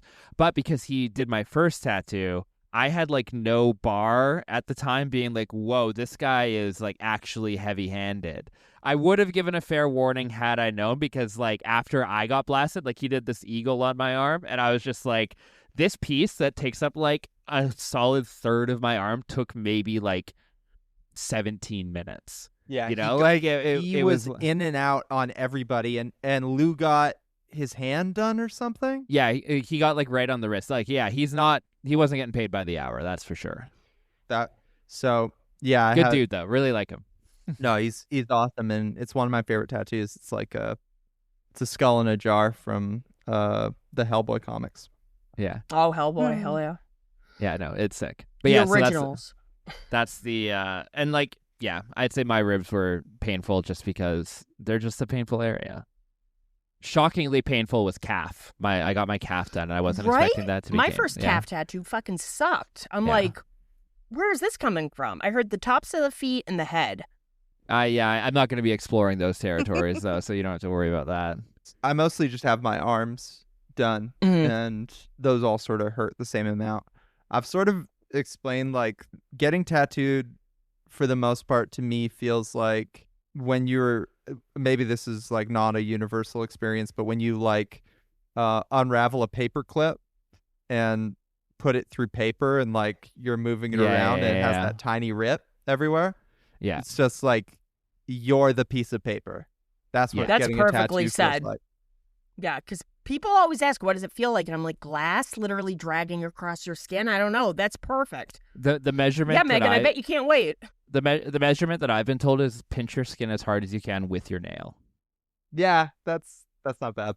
And like that's like a way to determine like where it hurts some more, like depending on like where on your body you do it. But also you just kind of get desensitized to it. I don't know. I don't have any tattoos, but it's been like a whole thing on this podcast that Stacey's trying to convince me. We'll get her there. to get that's one. sort of like us with Clark, and Cole has like one. Cole and has a a couple. Yeah. He has a couple Yeah, well, I mean, one of them doesn't really count. 1.5. I technically have a friendship tattoo with Cole, but like it's like it would be like I don't know. Like I'm trying to even come up with a parallel. Like it's like I mistaken for a birthmark. Like... I have the design of it, and he has like half of the first line that goes into it. Just because he gave up? Did No. He like it's sentimental for us, but like I kind of turned it. So before Hotel Mira, actually technically it was during Hotel Mira. Before Hotel Mira was really touring and the release of Perfectionism, it was before we recorded Perfectionism. Actually, me and Cole toured Australia, and with another artist who's a dear friend of ours. It was just as a 3-piece, and I got a tattoo of the tour route, but I stylized it as like a floral, like it's like a gum tree branch, which is like everywhere in Australia. Whereas, so I have this like intricate, it's not even that intricate. It's like right here. You can't even, that's also a podcast, so you can't see it either. But, You're painting images with your words. Exactly. But so I got the root of it, like the tour route and like the design. Andrew, the third person in the band, just got like the top half where it like really focused on the tree. Okay. And then Cole just got the line because Andrew's Australian, so he's like, this represents Australia. I got the one that was like the tour that was stylized, and Cole just got the line for the tour. That's the TLDR of the that's amazing. Cole's tattoos, and he has a metronome stick and poke on his bicep. You said Clark doesn't have any tattoos? Clark doesn't yet. Not yet. He's waiting for the full bodysuit. He's just trying to find the right artist. I love that. I'm supposed to ask if you have any tattoos that you regret. I don't have any that I regret. I have one. I have some that I like more than others, but no actual regrets. I think what's wonderful about tattoos is like you get used to having them so quickly that you actually really forget 90% of the time that 100%. like it's a part of your life. Until other people are pointing them out. Like, when you just think about the amount of times a day you catch a reflection or wind up looking at your own body, you just are so quickly desensitized to a new tattoo. So there's like, you don't have that long to, it becomes as standard as the rest of your appearance really quickly. So regretting it. Perfectly said. I don't know if that really happens. Like, which one do you regret, Stace? The one that I got it done in a kitchen. Like, my mom had just died, and I'm like, I'm going off to college. This guy had a gun. Like, he didn't know what the fuck he was doing, and I did a Monster thought we were Squad talking tattoo. about Lady Bird. But literally, that was me. Like, it was so bad, and like. I was supposed to be a character from the movie The Monster Squad, and he decided to take creative liberties and give him like parachute pants, and it was huge. And I went, sorry for laughing. I know, it's so true. Like, it's one of them. Like, don't be like me, kids. So I went for like 3 sessions because it's solid black. It's like a turd, and I went for 3 sessions, and it's so painful, that laser, and it's faded a little bit. And Shane's like, I don't know if I could do a portrait on it, but yeah, it's lifted enough. And I'm like, fuck this noise. But I hear what you're saying, Charlie, with the you just become so used to it. Like, I have, yet again, random tattoos. I have Final Destination 3 tattoos. Is that the roller coaster? That's the roller coaster. Filmed And in one time I was Vancouver. talking about Mary Elizabeth Winstead, the one that married Ewan McGregor. And I love said, whatever her. her fucking name is. And my friend went, you have her tattooed on you. And I went, oh, yeah, you're right. So I always say it's like a scrapbook of what's deemed important enough to go on my body permanently. Well, Yeah, I mean, totally. I think me and Mike also think of tattoos really similarly, which is like the first one is like incredibly sentimental and you think about its meaning so much leading up to it because you've made this big deal. And then like by the time, and then for me, I remember being like, oh, I'm going to be like one of those people who only has one tattoo. And Sure. and people are like, yeah, sure. And then Yeah. got another one that, you know, meant something very deep to me. And then, you know, eventually I just wound up getting things that I thought looked cool and stopped sort of worrying about meaning. Yeah, I'm legitimately at a point where I'm just like, yeah, I guess that's sick. Like, cool. like Meet I the actually rapist boyfriend and Uncle a- Buck. actually like so what I am trying to do with the rest of my gaps, I've actually never talked about this out loud, so this has been a thought that's been ruminating in my head. It's not breaking news, don't worry, but like you know, like those American, like traditional American trad designs, I'm trying to get like a version of every what you would consider a traditional American trad design, but just like twisted in its own, not twisted as in like twisted, but like just like my own personal spin on it. So for example, the rib tattoo I got is a twist on the trad pirate ship. But it's actually, I'm a big, my favorite genre of video games is like JRPG, it's like Final Fantasy and stuff like that. And every good JRPG has a dope like airship. Like it's just like a pirate ship in the sky. Oh, So I'm cool. like, that's gonna be my version of the American trad. And so I got like a foo dog that like my arms like blacked out basically, and like so that's kind of what I'm looking towards in terms of killing. Because I also like, it's crazy that I suddenly just like have like almost 40 tattoos now. Is that And, insane? Like, you do lose count that it Yeah, it's just stacks like, what up. the Yeah. hell happened? You should But- get your bandmates as pinups. Nah, I mean, if they play their cards right. But There you go. Clark, we're talking to you. but yeah, so that's kind of where I'm at with tattoos in terms of just, and I have a couple artists that I just work with in Vancouver now. Oh, cool. So Yeah. I'm just like I have this like big gap on my bicep Gotta that fill is that. driving me insane. Mhm. And so I just sent it to my artist and I was just like, hey, just come up with something. Like I'll probably Yeah. like, I was like 98% I'll do it, you know? So it's like that sort of thing. Well, Stacey promised Maya Hawke that she was going to get a Robin Buckley tattoo, and she's gotten like 2 more Steve Harrington ones since then. Guys, I'm so- not even kidding you. Went to a special event with Joe Carey and Maya Hawke, sitting in front row. They're less than a foot away from me. I was wearing short sleeves, and I just see Maya Hawke like zoning out, looking at my arms. And then I felt my ass literally drop out of my soul. And I went, oh no. She went, do you have Joe tattooed on you multiple times? I think she was like, how many times do you have him I tattooed rounded on down, and then like Kiri noticed. I was like, yeah, I'm gonna look like a psychopath, like Buffalo Bill. And then Kiri was like, oh, and you have Joseph Quinn, and how many times do you have him tattooed? And then she told me the next day, she was like, oh, I love your tattoos, but you're gonna get a Robin one next, right? Her character. And I went, yeah. Meanwhile, I'm like, Gladiator 2 tattoo, shit, but it deserves to be on my hand. Oh, sorry. All my space is taken up by Gladiator 2. Sorry, loved Gladiator 2. And Sorry, like, am I supposed to put that behind my bug from Uncle Buck? Yeah, Damn it. yeah. Should it be next to it? What are you guys watching right now? I'm playing Trails in the Sky first chapter. That's what I'm watching. A video game that's consuming my life. Oh, okay. What am I watching? I mean, I really liked Heated Rivalry. Have you seen The Studio yet with Seth Rogen? Yeah, I liked it. It's good. Yeah, I thought it was good. As a movie lover, it's good. Yeah. Oh, have you started season 2 of The Pit? Yeah, I'm caught up on that. DTF St. Louis is cool. The David Harbour, Jason Bateman show. Yeah, I want to watch I'm that. digging that. But yeah, that's what comes to mind right now. Nice. I watch a lot of YouTube. I watch a lot of I watch a video lot essays. of YouTube. Yeah.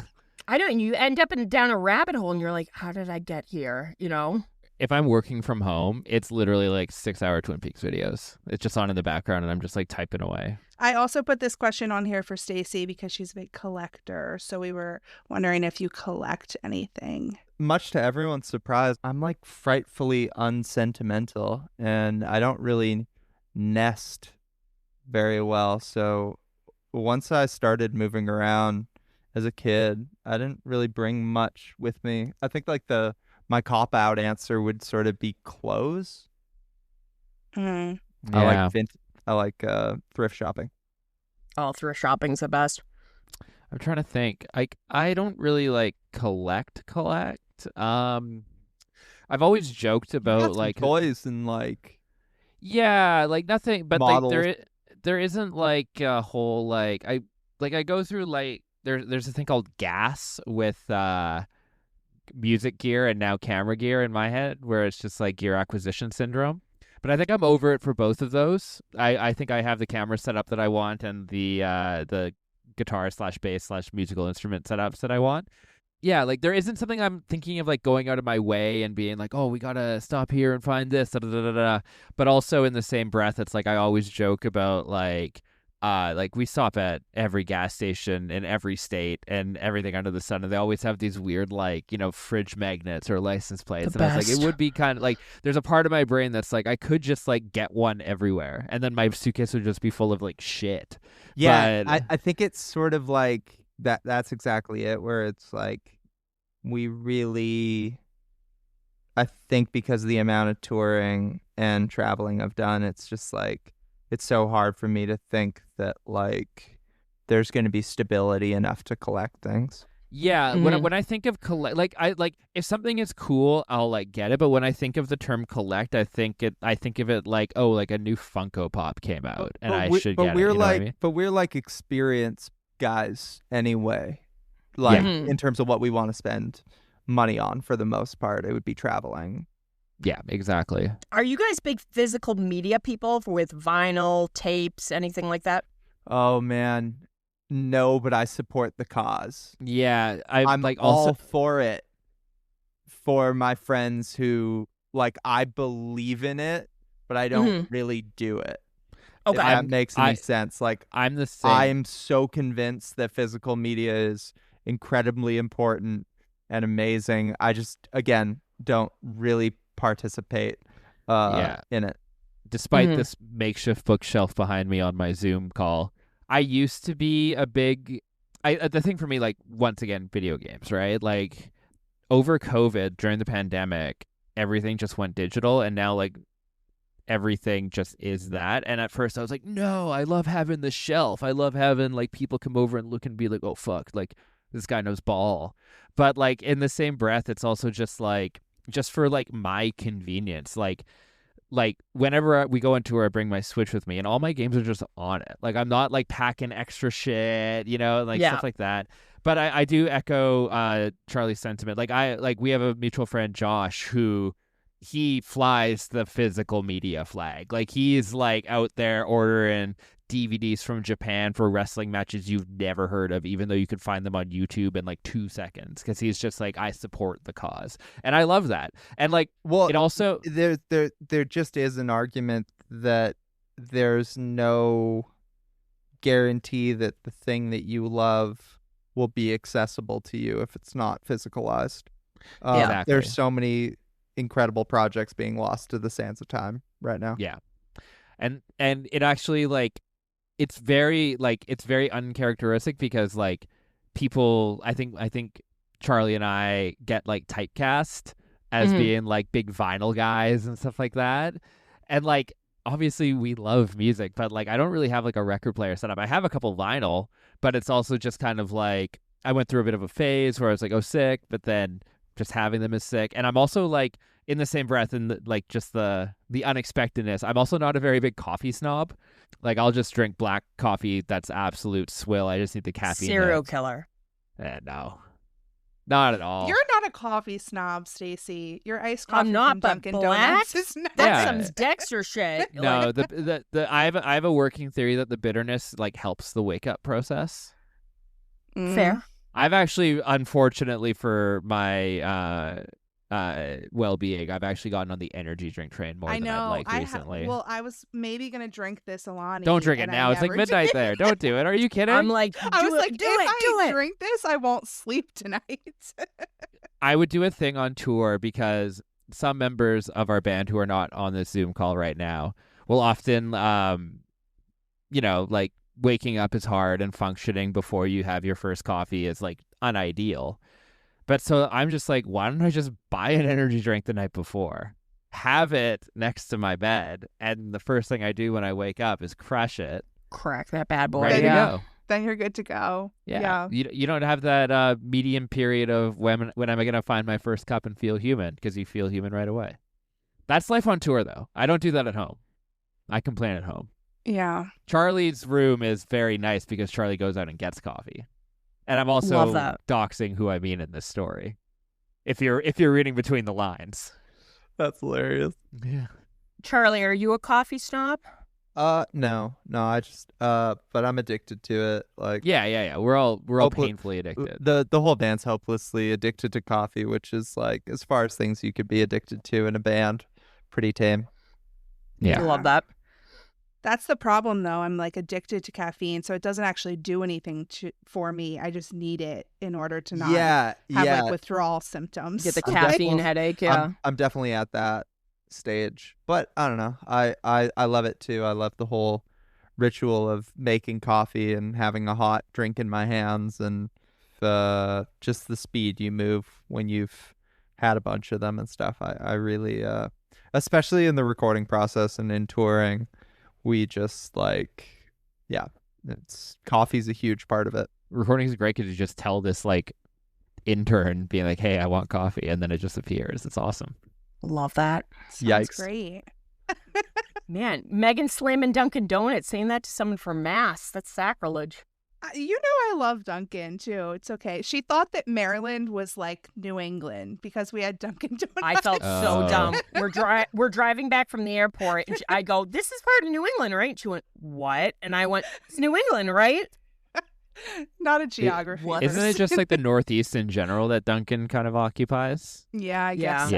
Yeah. I it's went not to a New college in England a thing. certain part of Pennsylvania. No dunks, like No literally dunks. none, and they only had Starbucks, which is fine and good. But I was like, felt like a fish out of the ocean. There was Dunkin' in Atlanta. Like I saw some. Yeah, So it gets expand- pretty far It's like south. when you see like an In-N-Out in Nevada. It's like they're there, but it's like Yeah. they're not what they're known for. Yeah, Mm, exactly. There's a Dunkin' in Glendale. look at that. Do you go to Dunkin'? Not a ton. There's a place called Alfred that I go to that's really good. Yeah, I like a local coffee shop, but when the Dunkin' is like on the way out of my neighborhood, it's a little like. Actually, I think I passed like 4 Dunkins on the way to work, so it's pretty. Sounds bad. like New England. I go to Um, Elysian. So we just wanted to also give you an opportunity to shout out like any small businesses, other musicians or creators that people should check out. Kylie V is an incredible singer-songwriter from Vancouver. They opened for us at the Vogue. Dust Quain, another incredible singer-songwriter from Vancouver / drag performer. Really talented person. Devours is a pop musician from Vancouver, incredibly talented. Oh, Pretty Bitter from DC. Yeah, they rule. Are probably one of the coolest bands that we just got linked with, just sort of by chance, and we've stayed friends with them. Friday Pilots Club, Passion Mango, those are like our little brothers at this point. Pashmag. I'm so happy They're for the so European cool. tour. Yeah, She told me about them. Part of my day job, I just put on a music festival in Vancouver, so I just there's just so many BC artists that I saw I guess 2 weekends ago now, Mhm. and it's they're all just so fresh in my head and how like blown away I was. There's like Days Are May, Dead Summer, Felicia and the Jazz Rejects Hillsborough. Hillsborough is this band from Victoria that put out this new song called Whoa, and I cannot stop listening to it. It's just so cool in a way that, like, I don't know, it's sick as hell. It's like lo-fi and like kind of 90s and grungy, but it has this just like chorus that hits in a way that, like, they're kind of like a noise punk band when you see them live. You're just like, okay, like it's really cool. Like they are like true rock stars in that sense, where it's just like they truly don't give a fuck. But then they put out this song that's like beautiful, and I'm like, I like that juxtaposition. So Dutch Criminal Record. Yeah, DCR. Hell yeah. Definitely need their name getting out there. Yeah. And the OBGMs are probably some of my best friends in music. They're a incredible punk band out of Toronto. Yeah, I think that rounds it up for bands. Small businesses, I don't know, Hotel Mira. Yeah. Oh, fuck. I saw a comedian once that had a joke that was like he's like, I bought like 3 ferrets for pets so I could be a small business owner. Because business of ferrets, that's the word. Oh. Yeah, it's like a murder of crows. It's a business of ferrets. Oh, I didn't know that. That would have been helpful. I didn't know that. I learned something new now. Now I do. All over all of our heads. That was kind of the reaction of the audience when I saw it, and then he did what I did, where I was like, "Oh, guys." So. Oh my god. Anyways. Yeah, like Medusa and Boy Jr. from New York are both really talented. We've been really lucky to play with and see a lot of incredible acts just by sort of being on touring. festival bills and stuff. Yeah. What so far has been your favorite show you ever played?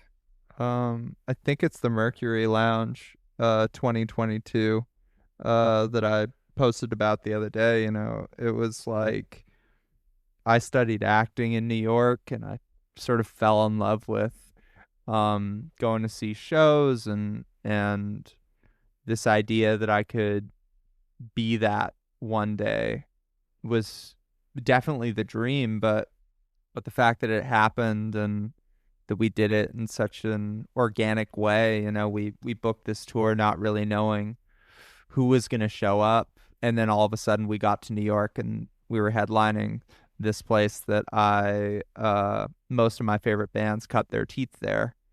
And, you know, we were headlining and there was a lineup around the block of 200 kids to come see our band, and we've never been on the radio. And, you know, so it's just sort of the strength of word of mouth. I think that, like, instances happen like that in your career, which can add like 5 more years of belief in yourself that wouldn't be there otherwise, just because there's so much rejection. That must have felt incredible, seeing the line, and probably the audience was amazing. It was really affirming. Yeah. I mean, that was fantastic. First New York show for us. My favorite show is obviously the new Mercury Lounge show. I'm really partial. We sold out a very legendary venue in Vancouver called the Commodore Ballroom. Yeah. And like that was a really big step for us. It's like 1,000 cap room, hometown show. And I would also say we've been pretty lucky. We've done an arena tour opening for first of 3 for this Canadian band called Our Lady Peace. Collective Soul was also on that bill for the American pop. And yeah, they're great guys. Very funny. But I'd say like we did 3. I'm a big hockey fan, which is why Charlie always chirps me for not watching Heated Rivalry. There's not much hockey in it. That's not what I heard. Just enough. Yeah. But we played 3 NHL arenas where, like, so we did the Saddle Dome in Calgary, Rogers Centre in Edmonton, which is like one of the biggest arenas in the league, which is pretty sick. And then Canada Life Centre or MTS Centre, depending on who you ask, in Winnipeg. So those 3 were special for me just because I was just like, this is so sick. That's amazing. Yeah. Yeah, just to have been at it as long as me and Mike have, you know, playing in bands going way back to high school and stuff, and then having bucket list kind of moments still happening for us is just like, how could you not look at your life as this like sweet thing. Total miracle? Yeah. But to also answer your question, our favorite show is wherever you saw us at, listener. Smooth, Mike. Hey, I'm a pro wrestling fan. You got to get the cheap pops. Wherever the listener saw you is Yeah. your favorite. Yes, exactly. Yeah. Also, it's an ongoing joke in the band that I have the worst taste in what was the best show. I'll address this. Okay. It's because, to be clear, I'll just throw him under the bus. I think Clark has the worst taste. Clark. She doesn't know anything about Clark other than his name. I She just loves love the his name.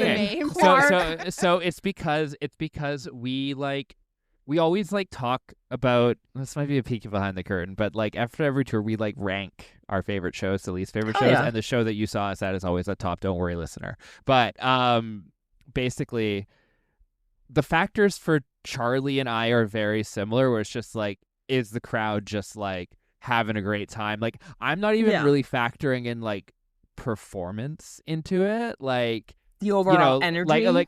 Does it feel like that sort of yeah knowable thing is happening? Yeah, it's or not? are you getting whatever the performance equivalent of a runner's high is, where it's just you're just on, and of course performance factors in. If I just look down at my bass and I'm just what the fuck am I playing, that factors. But it's just if I'm just playing something and I slide a bit too far up or whatever, it's whatever, who cares?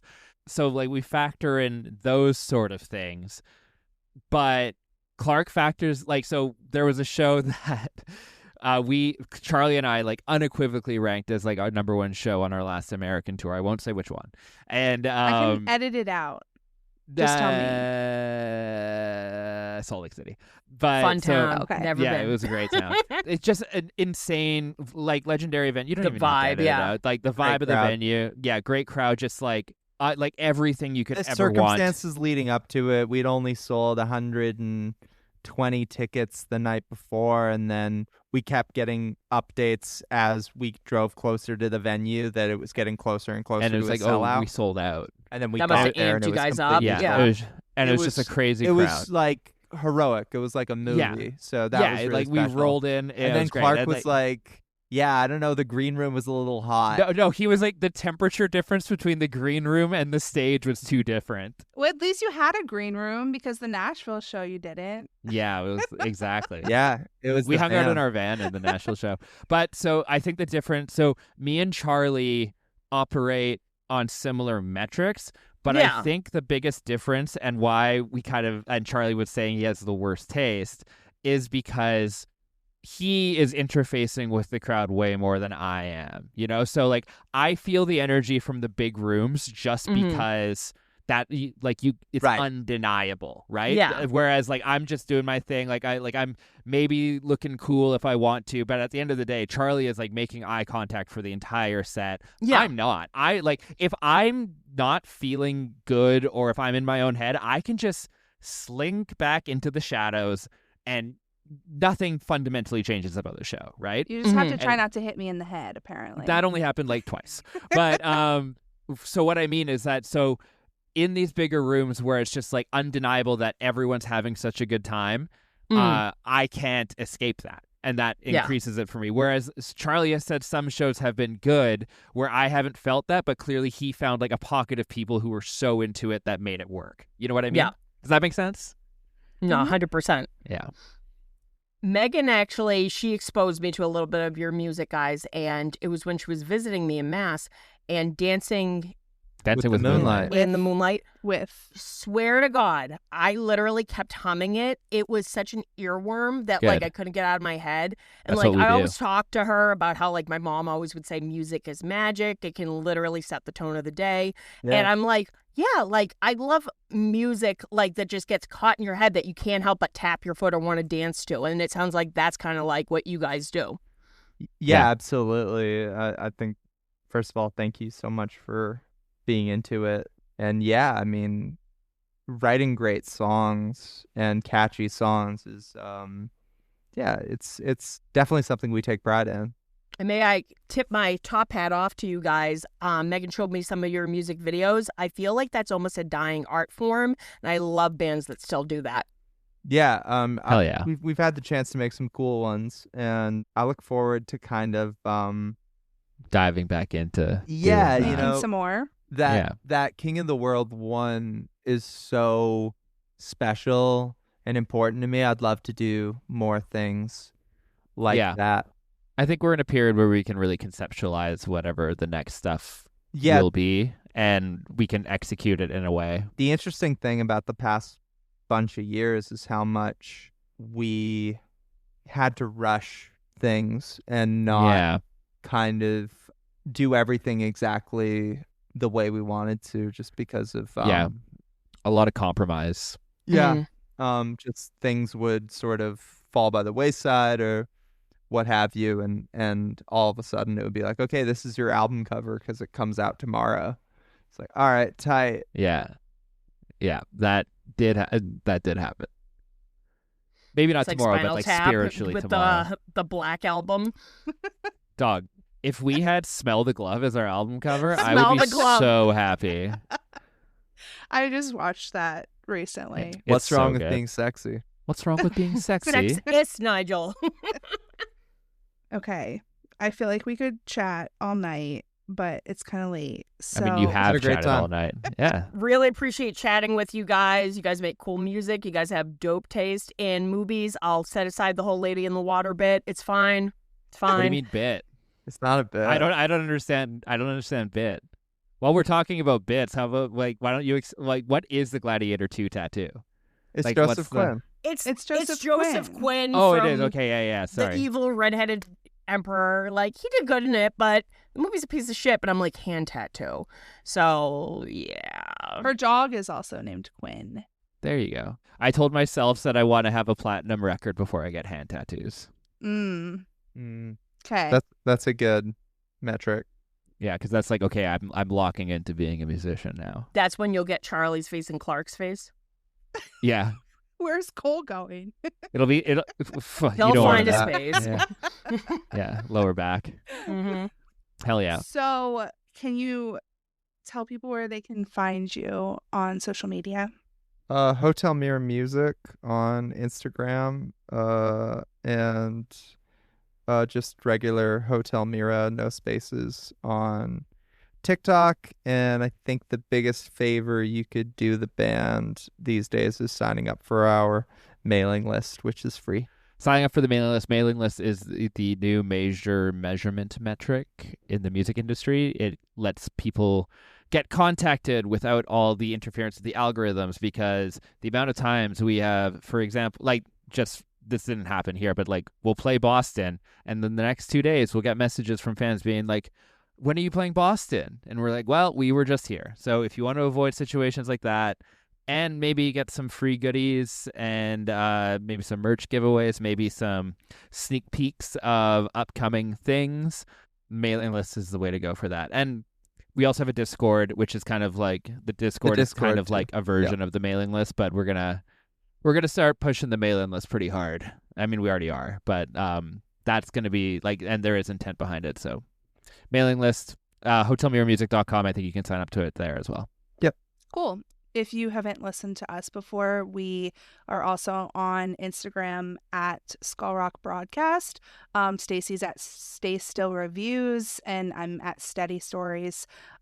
So yeah, come hang out with us.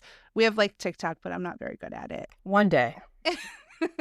And yeah, thank you guys so much for thank chatting you. with us. It was our pleasure. We had like lots more questions, but I knew Stacy, you guys would like be able to We'd talk just movies riff. all People who night can with talk movies Stacey. with me all day. Yeah. And now I have lots of movies to watch, and yeah, just appreciate it. It was super fun. We'll do it again sometime. Round 2. Sounds good. Peace. Bye, guys. Over and out. Over and out.